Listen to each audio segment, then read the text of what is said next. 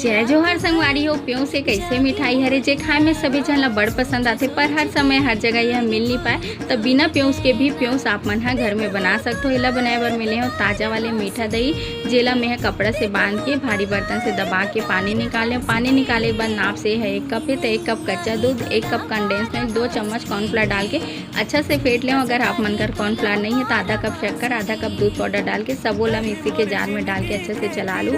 फिर जो बर्तन में जमाने में डाल के ऊपर से केसर, इलायची पाउडर, काजू बादाम डाले हो।